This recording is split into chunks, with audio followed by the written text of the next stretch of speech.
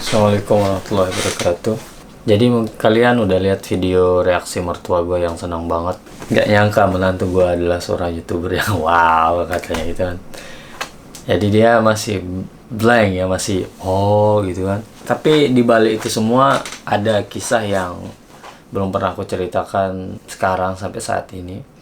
Tapi pernah gue ceritakan di podcastnya Denny Sumargo. Yang perlu kalian tahu, gue dulu di saat gue PDKT, di saat gue pacaran sama istri gue, perjuangan gue untuk meyakinkan mertua gue itu panjang banget, tidak gampang. Tapi tahu nggak, dulu mertua gue nggak setuju, nggak merestui, meragukan gue untuk jadi menantunya. Bahkan mertua gue dulu kayak nggak mau punya menantu orang asing. Ya it's okay. Jadi ini bukan kebencian menurut gue, bukan karena itu terus gue benci sama mertua gue, enggak. Jadi itu gue jadiin motivasi buat membuktikan bahwa gue bisa jaga anaknya, bahwa gue bisa membahagiakan anaknya gitu kan. Jadi dulu selama gue menjalin cinta dengan istri gue ini, mertua gue itu tidak merestui. Dalam artian Haruna boleh pacaran dengan dia dan gue, tapi jangan sampai menikah katanya. Tapi istri gue enggak, dia sudah hatinya udah bulat pengen nikah sama gue juga pengen nikah sama dia. Jadi pantangannya itu kalau dia nikah sama gue, dia dikeluarkan dari keluarga ini, tidak diakui lah gitu. Kau keluar dari rumah ini, bukan anggota keluarga kita lagi gitu kan. Istri gue tahu pantangan tersebut, resikonya, tapi dia tetap ingin menikah dengan gue. Akhirnya waktu gue ngelamar istri gue, dia cerita ke adiknya. Tapi ya karena orang tua, setuju tidak setuju orang tuanya, tetap harus bilang ke orang tua. Istri gue tahu jawabannya, dia pasti akan nolak, tapi dia tetap ngelapor karena hormat gitu ya. Lapor lah. Wah, waktu itu mertua gue tuh shock banget, stres banget, pusing. Dia tuh pikirannya udah hancur banget waktu dia pengen nikah sama gue.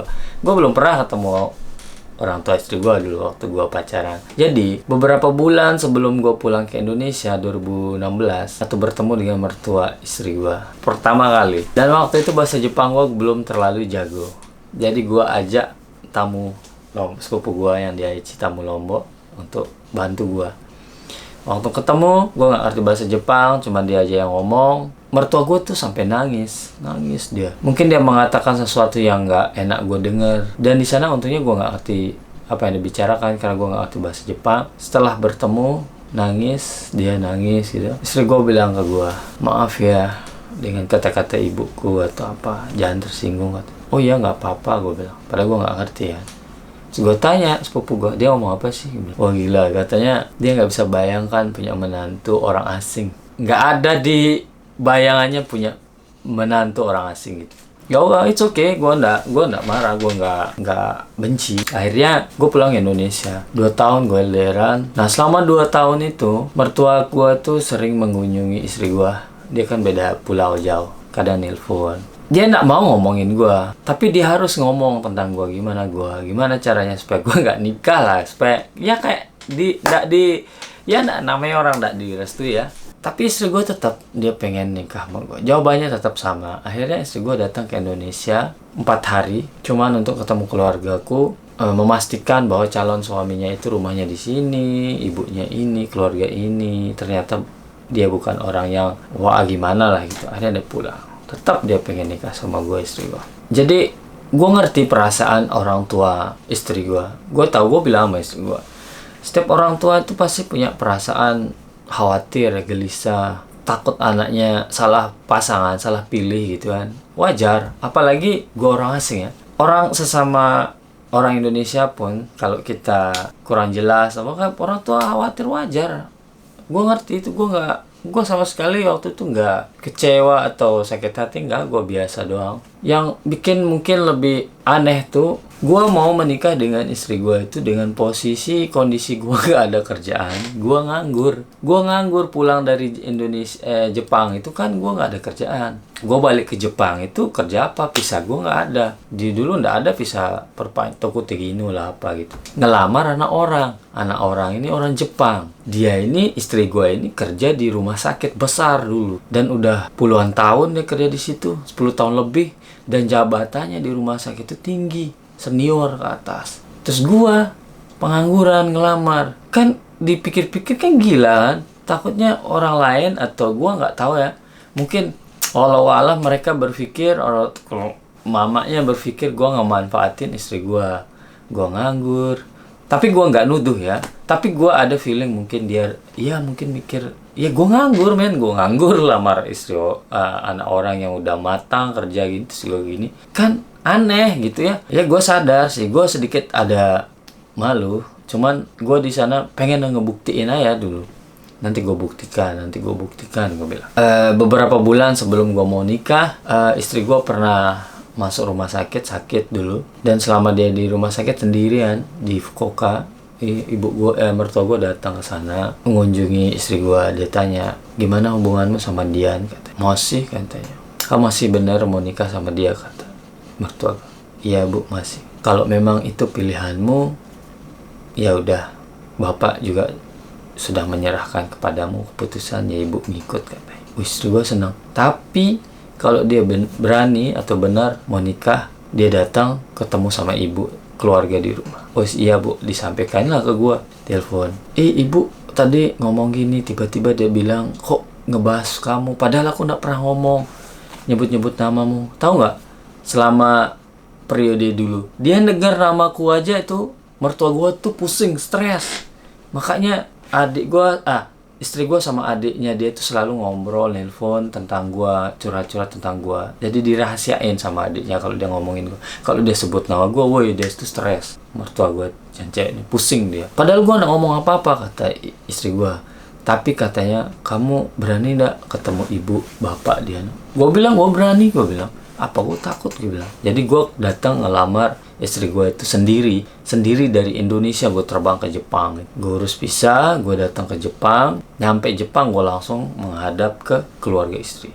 Wah, di perjalanan gue deg-degan, gue itu udah khawatir, takut gue kan. Bahasa Jepang gue juga agak nggak terlalu jago kan. Selama perjalanan gue itu dibimbing sama istri gue itu diajar gladi resik, apa namanya itu. Kamu kalau ditanya ini jawabnya apa? Oh ini, oh iya.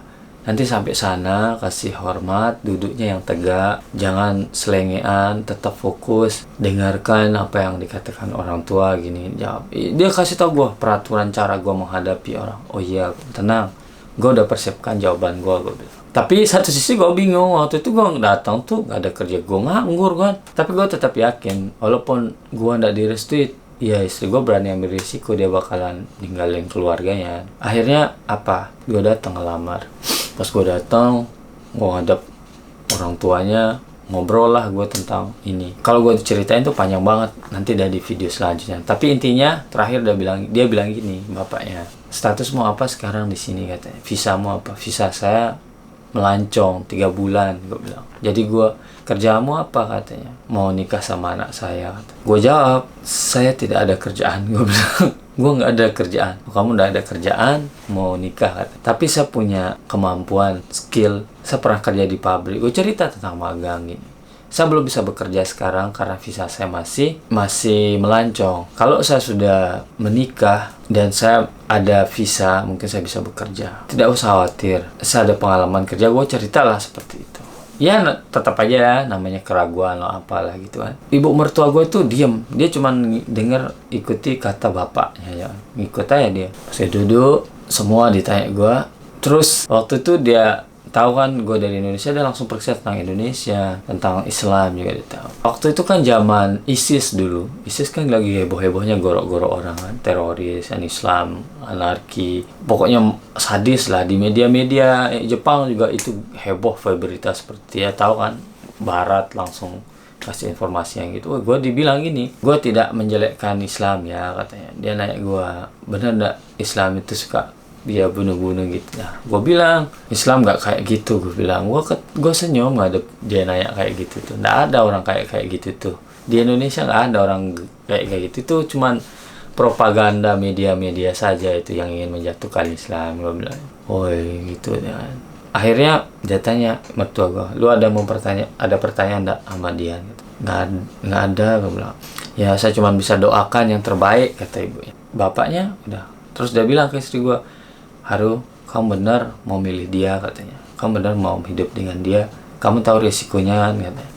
kalau kamu nikah sama dia kamu harus muslim, ikuti peraturan dia, macam-macam. Kata istri gue, iya. Istri gue sudah sedikit paham dengan Islam waktu itu, dia sanggup gitu. Dia bagusnya istri gue itu prinsipnya kalau dia udah iya dan disaksikan oleh orang tua atau macam, dia pegang ngomongan dia itu.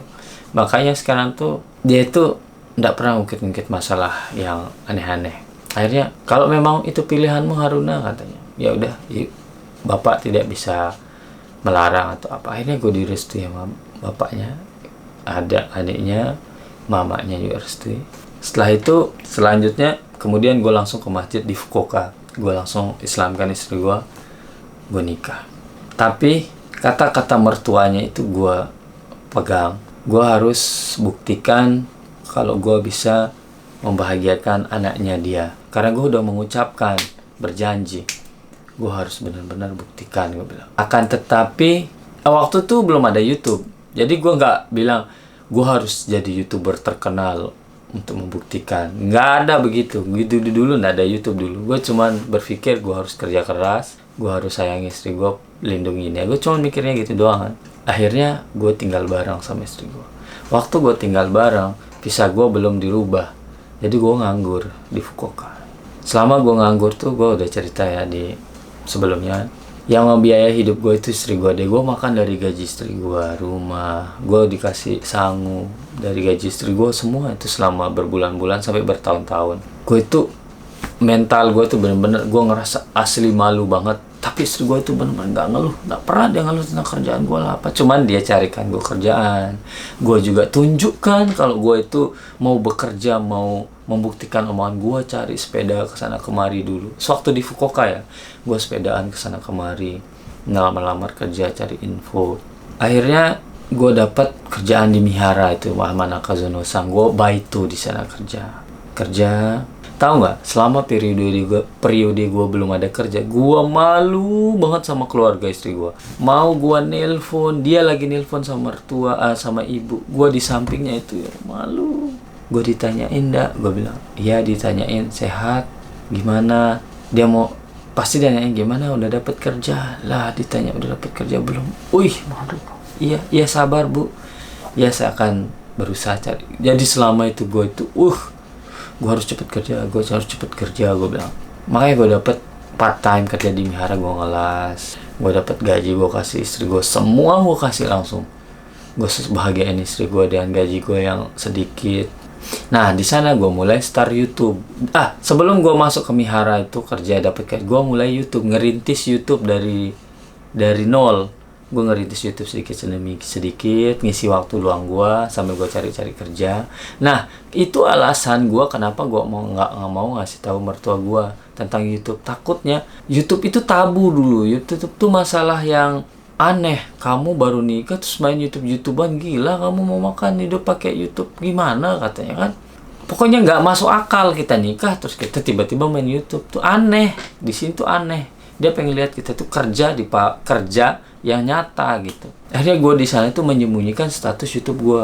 Gue pengen dilihat kerja nyata, makanya gue kerja pabrik, pertunjukkan kalau gue itu bergerak. Akhirnya gue dapat kerja. Gue disayang di perusahaan gue yang pertama sampai gue diminta untuk jadi pegawai tetap di sana, tapi gue tolak. Di sana gue minta pindah ke Kyoto. Nah dari sana gue minta Kyoto, ingin hidup di Kyoto, memulai hidup baru, gue bilang. Tapi dengan itu gue masih jalan YouTube gue bilang. Akhirnya begitu, gue udah ngerasa insya Allah gue pasti berhasil, gue bilang. Nanti kalau gue jadi pegawai tetap dan YouTube gue tambah besar, gue bilang. Kalau masih 100.000, 200.000 mungkin mereka agak ragu mungkin nanti tentang YouTube. Gue tunggu momen. Nah akhirnya finally gue udah 2 juta subscriber dan alhamdulillah banyak yang sudah kenal gue. Dan gue sudah buktikan ke istri gue bahwa gue itu YouTube gue itu bukan cuma sekedar bikin video biasa gitu. Lihatlah perkembangan gue sekarang, gue bisa kenal sama macam-macam orang, bisa ketemu Pak Wakil Presiden, ketemu teman ini, collab dengan ini. Gue mau membuktikan bahwa dari YouTube pun kita ada dapat banyak rezeki dari YouTube. Dan bisa dibilang hampir perjalanan hidup gue itu gue dibantu oleh YouTube. Gaji dari YouTube, ada yang ngebantu, bukan cuma dari pabrik. Akhirnya matanglah pikiran istri gue itu, dan akhirnya gue kasih tahu lah mertua gue tentang YouTube gue dengan detail penjelasan di video yang kemarin. Kerja dapat gue dulu, terus bonusnya anggaplah YouTube itu sebagai bonus. Dan lebih bagusnya lagi, gue udah resign dan gue bilang gue bakal buka usaha sendiri dan sambil nge-YouTube. Dalam artian naik level lah sedikit.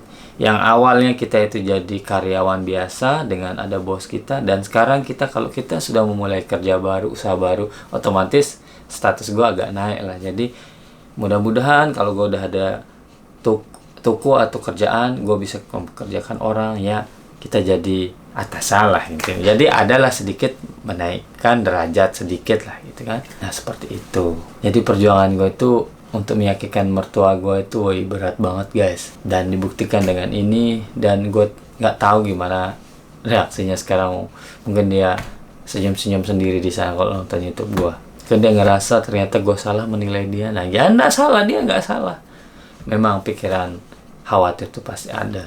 Jadi sekarang step selanjutnya gue harus membuktikan lagi. Gue pengen buka usaha ini. Semoga sukses nanti ya. Oke. Itu saja potongan klip atau cerita dari gua.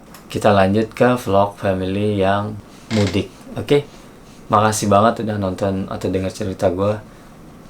Assalamualaikum warahmatullahi wabarakatuh.